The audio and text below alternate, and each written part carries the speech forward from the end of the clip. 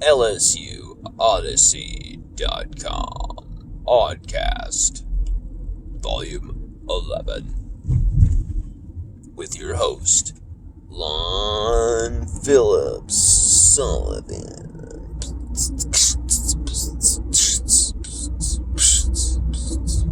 Hey, how's it going, everybody? Hey, your host, Lon Phillips Sullivan. How's it going? Yeah. We're here for some Tiger Talk. LSUODYSSEY.com in the house. Like the new production value going on here in the studio. You know, I love covering recruiting. I love it. I love it big time. I love talking to all over, just not only to the kids, but to the coaches, their parents. I just love getting to know people.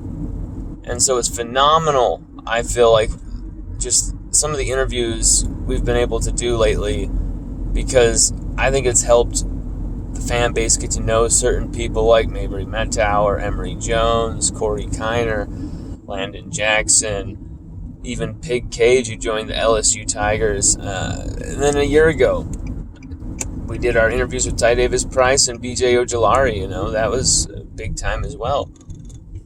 So here's the thing. As much as I love covering recruiting, and we are going to continue doing that, baby. Don't you worry about that. But I don't want LSU fans to forget about something during this recruiting gold rush.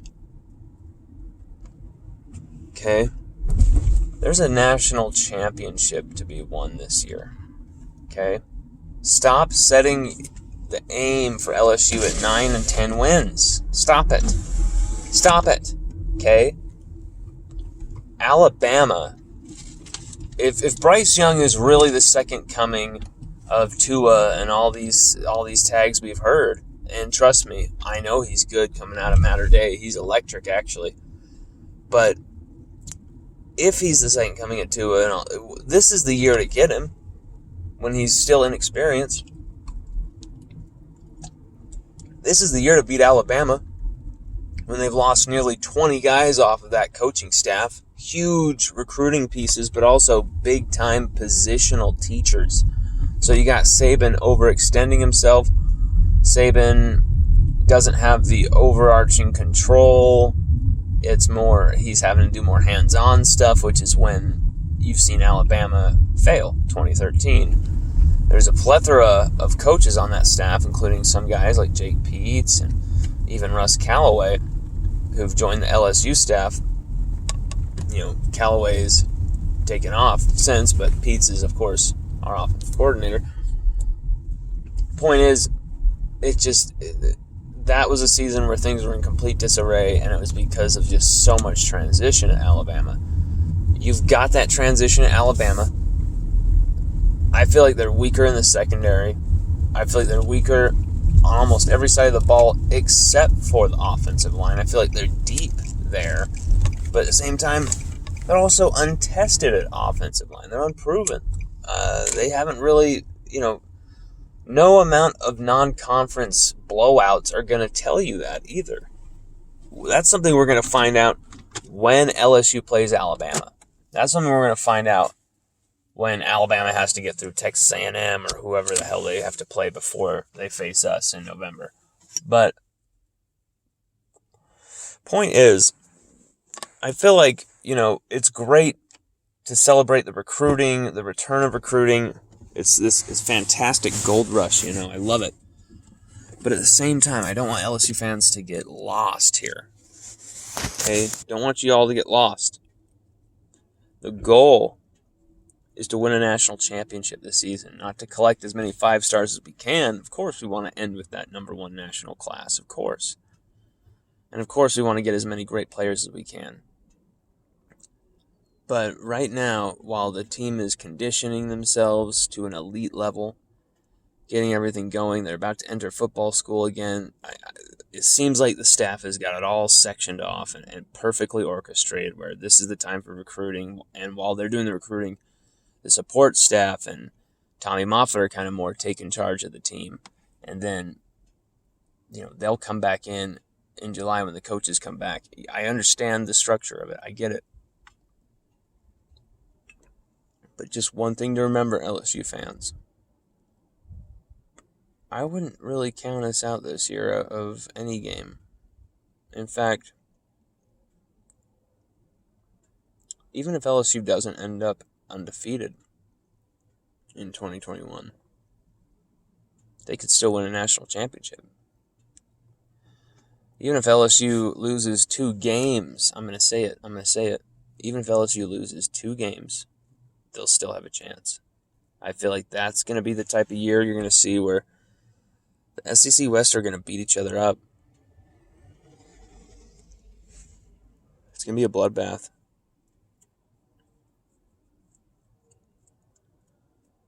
But, we'll see.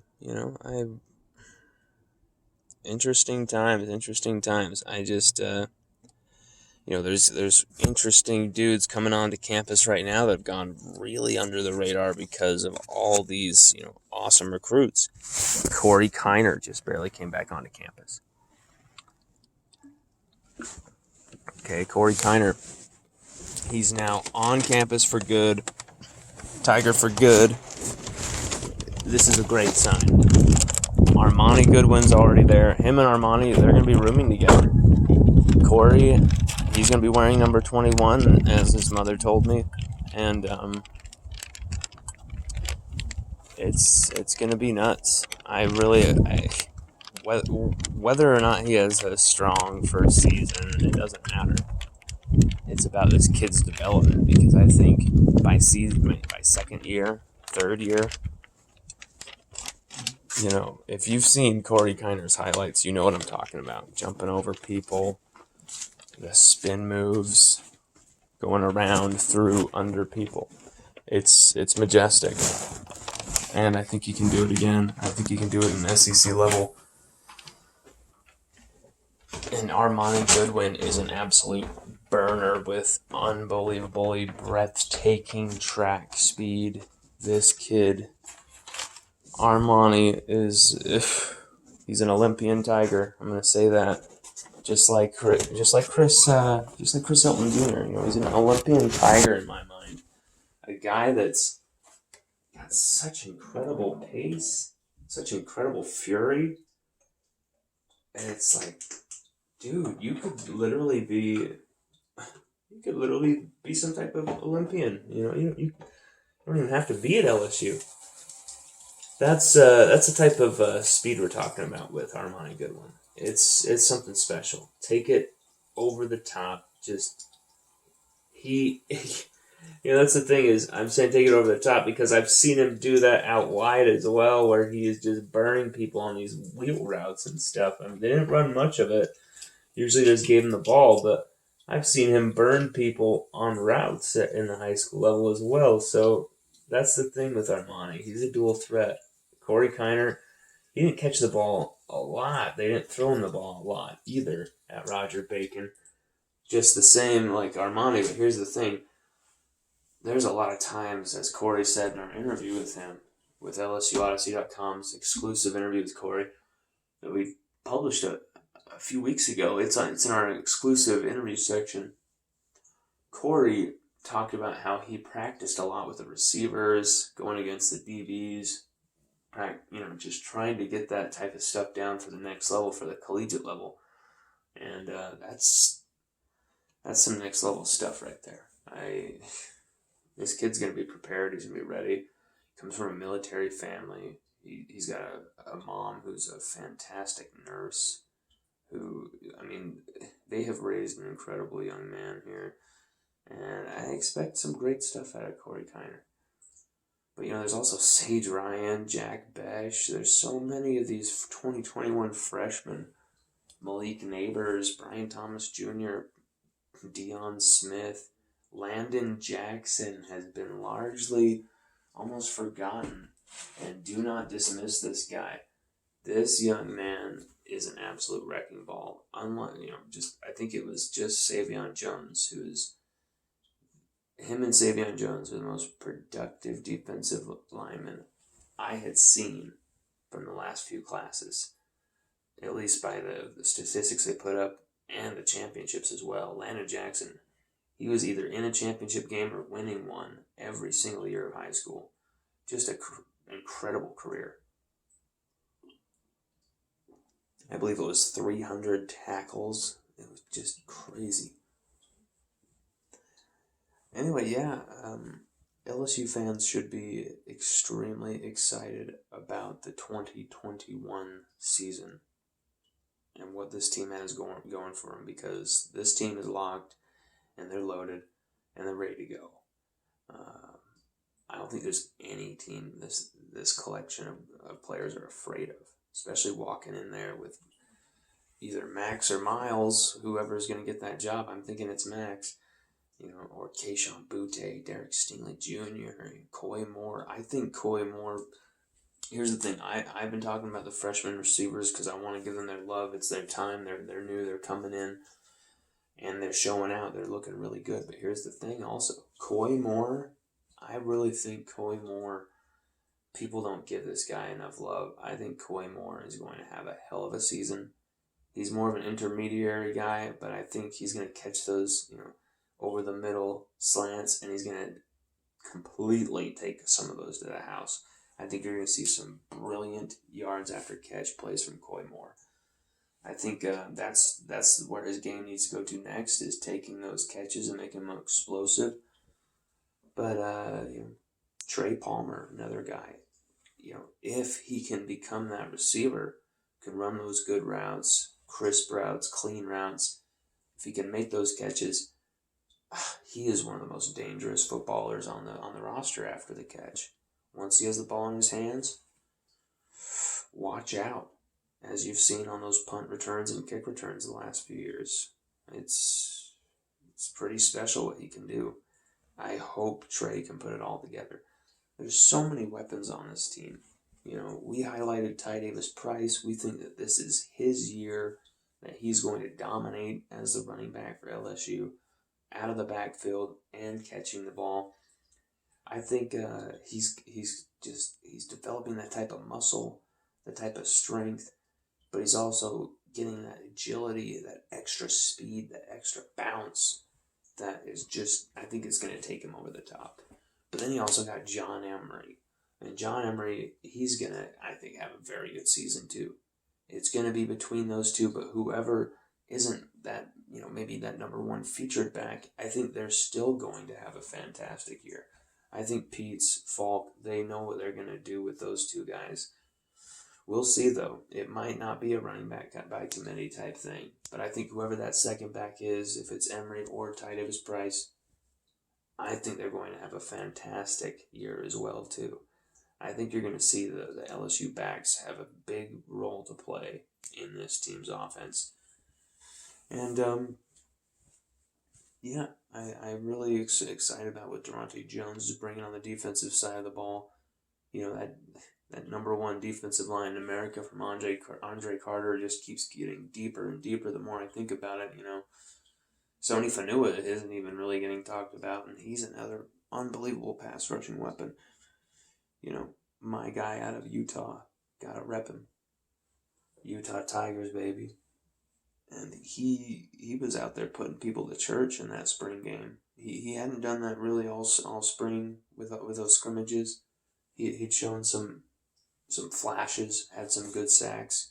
Of course, the spring's non-contact sacks. But at the spring game, it seemed like he took it up a level with the lights, the bright lights up. And that was very interesting to see, because there's so many options. And now there's a bona fide number two for Ali Gay on that side. Whereas, B.J. Ojolari, Andre Anthony got that other flank.